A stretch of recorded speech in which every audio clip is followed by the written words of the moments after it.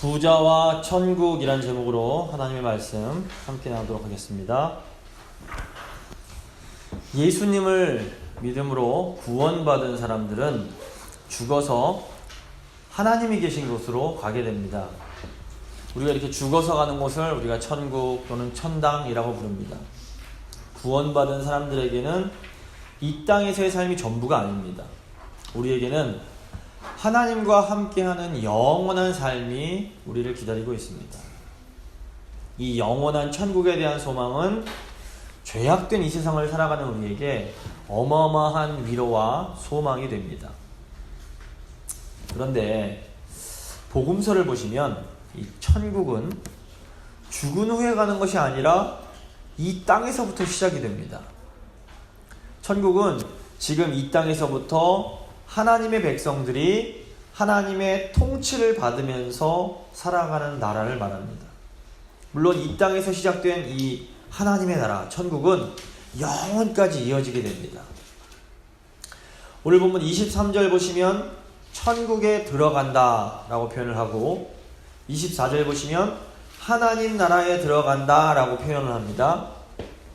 여기서 천국 또는 하나님의 나라에 들어가는 것은 하나님의 백성이 되는 것을 의미합니다. 그러니까 이 땅에서 이 천국에 들어온 사람들은 하나님의 백성이요 하나님의 자녀가 됩니다. 중요한 것은 이 천국이, 이 하나님의 나라가 우리가 죽어서 가게 되는 곳이 아니라 바로 지금 여기에서부터 들어가는 곳이다 라는 사실입니다. 하나님의 백성은 이 땅에서부터 하나님이 주시는 생명과 안식을 누리면서 살게 됩니다. 그리고 죽은 후에는 이제 영원히 하나님과 함께 살아가게 되는 것입니다. 따라서 천국에 들어간다라는 것은 영생으로 들어간다와 똑같은 말입니다. 17절 보시면 예수님은 천국에 들어가는 것을 생명에 들어간다라고 표현하십니다. 물론 그럼에도 불구하고 이 땅에서의 삶은 아직 완전하지 못합니다. 요한계시록을 보시면 예수님께서 재림하실 때에 만물이 새롭게 되면서 완전한 하나님의 나라가 시작될 것이다 라고 가르치십니다. 우리는 이미 시작된 천국과 아직 완성되지 못한 천국 그 사이에서 살아갑니다. 하지만 믿음으로 천국에 들어온 사람들은 성령 안에서 하나님 말씀에 따라 살아가면서 하나님이 주시는 평안과 기쁨을 누리면서 살 수 있습니다. 그런데 이 천국에 들어오지 못한 사람들은 이 땅에서 하나님이 주시는 생명과 안식을 누리지 못합니다. 그리고 안타깝게도 죽은 후에도 하나님과 함께 하지 못합니다. 이렇게 하나님의 사랑을 경험하지 못하고 살아가는 삶을 우리는 지옥의 삶이라고 부를 수 있습니다.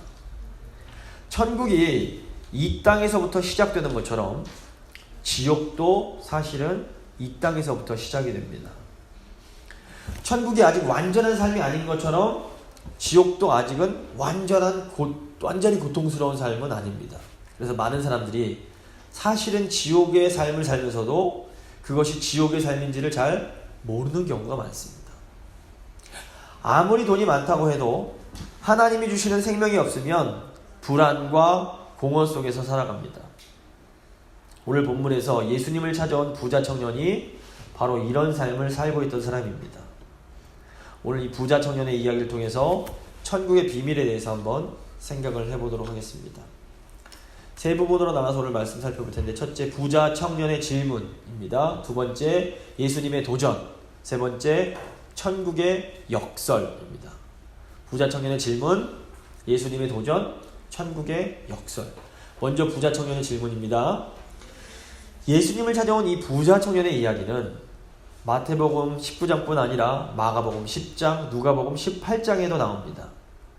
이 청년의 이야기가 복음서에 3번이나 나오는 것은 그만큼 이 청년의 이야기가 중요한 의미가 있기 때문입니다. 이 청년은 아주 부자였습니다. 예수님 당시에는 부자들이 그렇게 많지 않았습니다. 아마 이 청년은 그 지역에서는 누구나 다 알고 있는 꽤나 유명 인사였을 겁니다. 요즘으로 치면 뉴스에 가끔씩 나오는 재벌 2세 같은 그런 사람이었을 수 있습니다. 근데 예수님 당시에 유대인들은 부자는 하나님의 복을 받은 사람이다 라고 생각을 했습니다.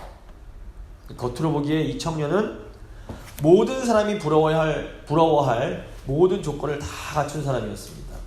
그런데 이 부자 청년이 예수님을 찾아와서 영생 얻는 법에 대해서 질문을 합니다. 이게 무슨 의미일까요? 그 청년은 겉보기에는 모든 것을 다 가지고 있는 것처럼 보였습니다. 하지만 그 청년의 마음 깊은 곳에는 채워지지 않는 어떤 깊은 갈망, 깊은 공허가 있었습니다. 그래서 이 청년이 예수님께 찾아와서 질문을 합니다. 16절입니다.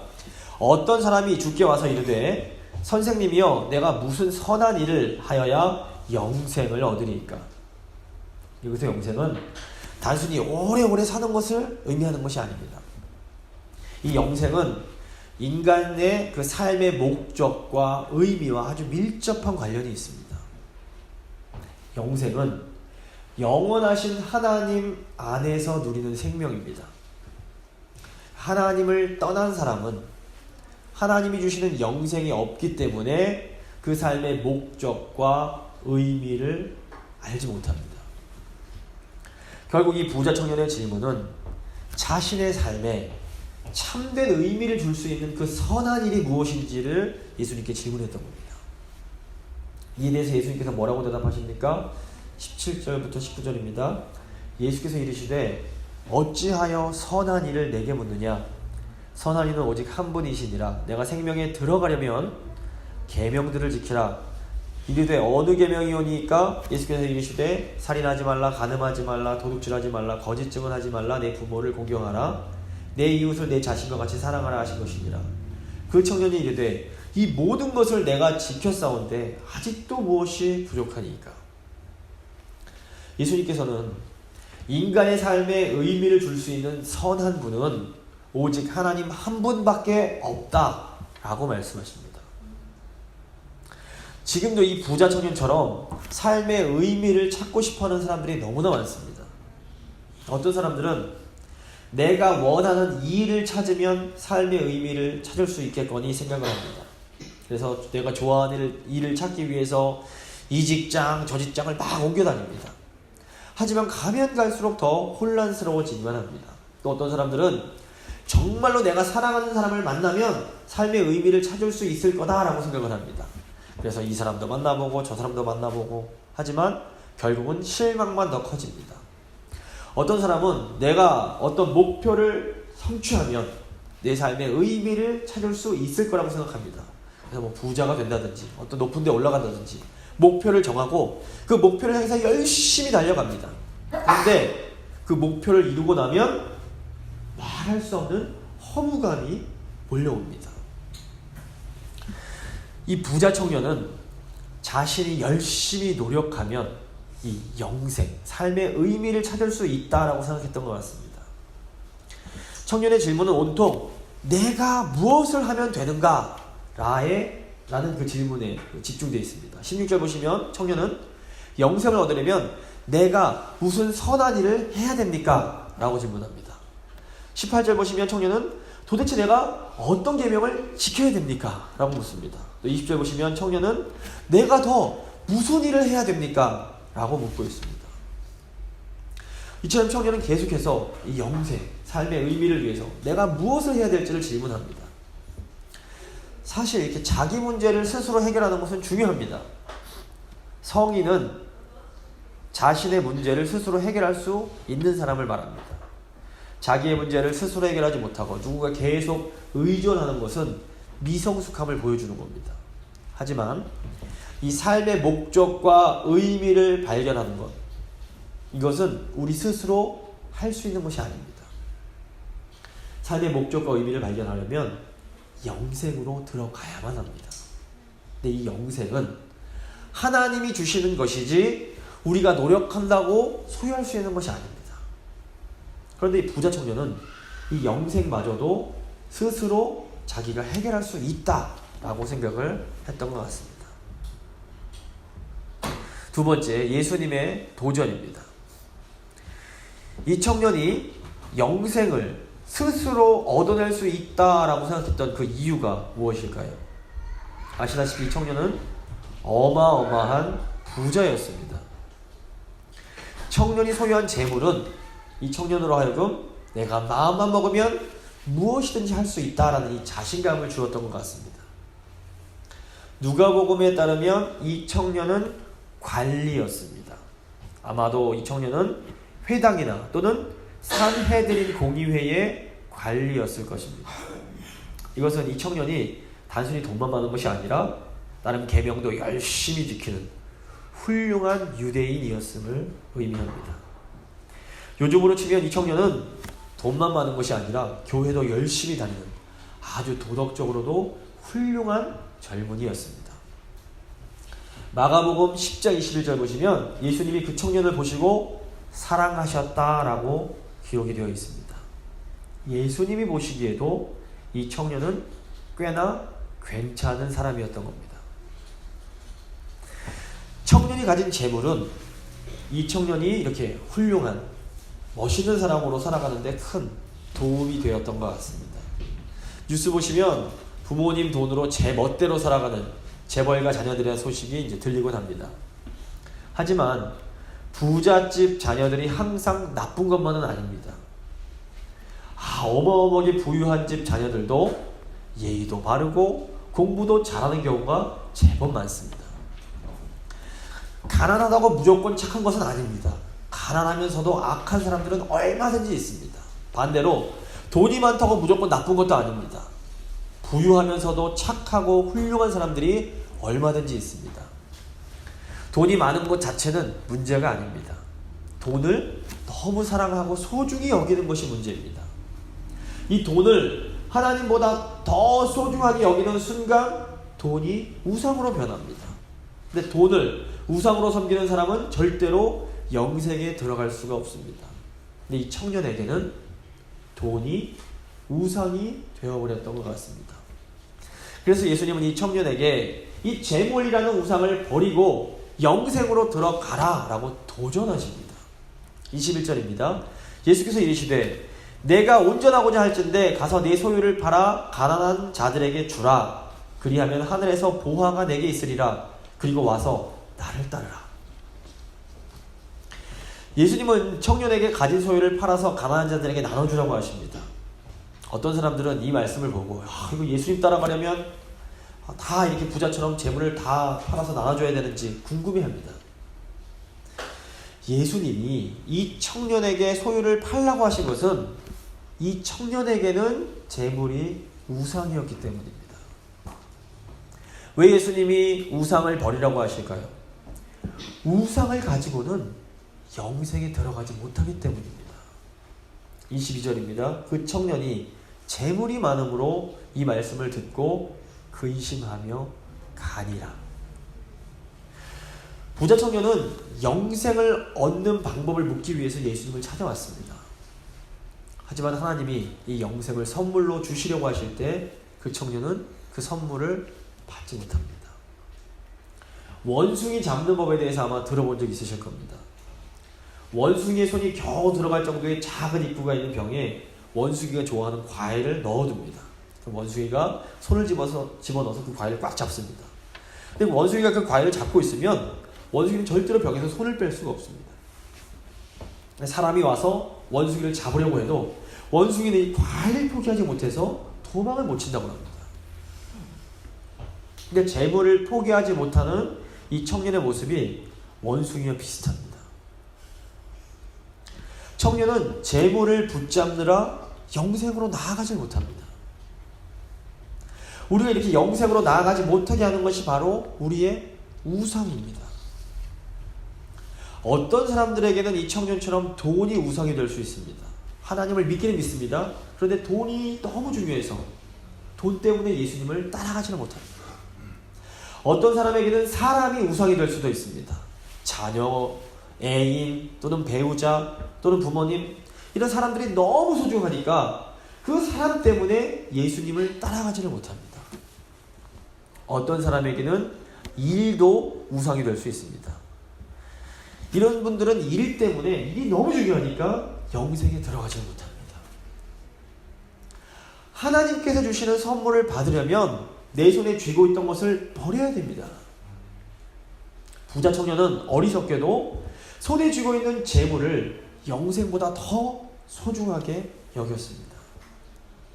어떤 부모님이 아이에게 네가 용돈으로 받은 10불을 주면 디즈니랜드에 데리고 가겠다라고 말을 합니다. 근데 아이가 한참 고민을 하더니 난 그냥 10불을 갖겠다고 말을 합니다. 근데 우리 모습이 이 아이와 비슷할 때가 많습니다. 예수님은 이 땅에 재물을 팔아서 가난한 자들에게 주는 것은 하늘의 보화를 쌓는 것이다 라고 말씀하십니다.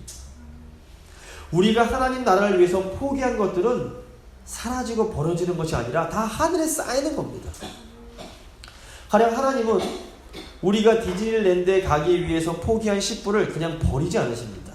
하나님은 우리가 천국에 들어가기 위해서 포기한 것들을 천국에 준비된 우리의 저금통에 다 도로 다시 넣어주십니다. 우리가 하나님 나라를 위해서 드린 물질뿐 아니라 우리가 하나님 나라를 위해서 한 봉사, 수고, 헌신 이 모든 게 다 하늘에 지금 쌓이고 있는 겁니다. 예수님이 우리에게 무언가를 버리라 라고 말씀하실 때에는 더 좋은 것이 준비되어 있기 때문에 그런 겁니다. 우리는 과감히 때로는 버릴 수 있어야 됩니다. 우리가 버려야 하나님이 준비하신 더 좋은 것을 받을 수 있기 때문입니다. 세 번째, 천국의 역설입니다. 23절입니다. 예수께서 제자들에게 이르시되 내가 진실로 너에게 이르노니 부자는 천국에 들어가기가 어려우니라. 예수님은 부자가 천국에 들어가기 너무 어렵다라고 하십니다. 예수님은 부자는 하나님의 복을 받은 사람이라는 생각을 완전히 무너뜨리십니다. 심지어 예수님은 부자가 하나님 나라에 들어가는 것은 어려운 정도가 아니라 아예 불가능하다라고 말씀하십니다. 24절입니다. 다시 너희에게 말하노니 낙타가 바늘귀로 들어가는 것이 부자가 하나님의 나라에 들어가는 것보다 쉬우니라. 예수님의 이 말씀이 너무나 충격적이었기 때문에 교회사 2000년 동안 예수님의 이 말씀을 이해해 보려는 많은 시도들이 있었습니다. 이게 대표적인 두 가지가 뭐였냐면, 우선 첫 번째는 이 낙타라는 헬라어를 카멜론이라고 하는데, 이 카멜론은 본래 밧줄을 뜻하는 카밀론이었다라고 해석을 하는 겁니다. 그런데 사실 낙타가 아니라 밧줄이라고 해도 밧줄이 바늘귀로 들어가는 것은 불가능합니다. 그래서 결국 낙타든 밧줄이든 하나님 나라에 들어가는 것은 불가능해집니다. 둘째로 이 바늘귀가 정말로 바늘구멍이 아니라 성으로 들어가는 대문 옆에 있는 작은 문이라는 해석이 있습니다. 그 문은 너무 작아서 낙타가 들어가기에는 너무 좁다는 겁니다. 그래서 싣고 있는 짐을 다 풀어내리고 낙타가 무릎을 굽히고 머리를 숙여야 간신히 들어갈 수 있는 문이라는 겁니다. 이럴 경우에는 부자가 천국에 들어가는 것이 너무 어렵기는 해도 불가능하지는 않다라는 해석이 가능합니다. 근데 문제는 이런 견해가 단지 추측에 불과하다는 겁니다. 실제로 이런 작은 바늘귀라고 불리는 작은 문이 존재했다는 증거가 어디에도 없습니다. 결국 가장 좋은 해석은 그냥 예수님 말씀대로 받아들이는 겁니다. 부자가 하나님 나라에 들어가는 것은 불가능합니다. 25절입니다. 제자들이 듣고 몹시 놀라 이르되 그렇다면 누가 구원을 얻을 수 있으리까? 예수님의 이 단호한 말씀에 제자들이 너무너무 놀랐습니다. 저렇게 훌륭한 부자 청년이 천국에 들어가지 못한다면 도대체 누가 천국에 들어갈 수 있단 말입니까? 26절 예수께서 그들을 보시며 이르시되 사람으로는 할 수 없으나 하나님으로서는 다 하실 수 있느니라. 예수님은 인간적으로는 그 누구도 천국에 들어갈 수 없다라고 말씀하시는 겁니다. 하지만 예수님은 하나님께서는 누구라도 천국에 들어가게 하실 수 있다라고 또한 말씀하십니다. 바로 여기에 천국의 역설이 있습니다. 천국은 인간적인 방법으로는 절대로 들어가지 못하는 곳입니다. 아무리 돈 많고 힘이 있고 착하고 도덕적으로 완전해 보여도 자기를 의지하는 사람은 천국에 들어가지 못합니다. 그런데 이 천국은 하나님의 방법으로는 누구나 다 들어갈 수 있는 곳입니다. 아무리 가진 것이 없어도 삶이 좀 엉망진창이라도 하나님을 온전히 의지하는 사람은 하나님 나라에 들어가는 겁니다. 세상적으로 볼 때 부자 청년은 정말 부러울 것이 하나도 없는 완벽해 보이는 사람이었습니다. 하지만 예수님이 보실 때 부자는 재물 때문에 영생을 포기하는 참으로 어리석은 사람에 불과했습니다. 왜 부자가 천국에 들어가기가 어려울까요? 가진 것이 너무 많아서 그것을 버리기가 너무 어려운 겁니다. 그런데 세상적으로 볼 때 가난하고 약한 사람들은 그냥 하찮은 사람들에 불과합니다. 하지만 예수님은 천국은 바로 이렇게 아이처럼 작고 약한 자들의 것이다 라고 말씀하십니다. 왜 그럴까요? 이 사람들은 가진 게 없으니까 아주 쉽게 버릴 수 있기 때문에 그렇습니다.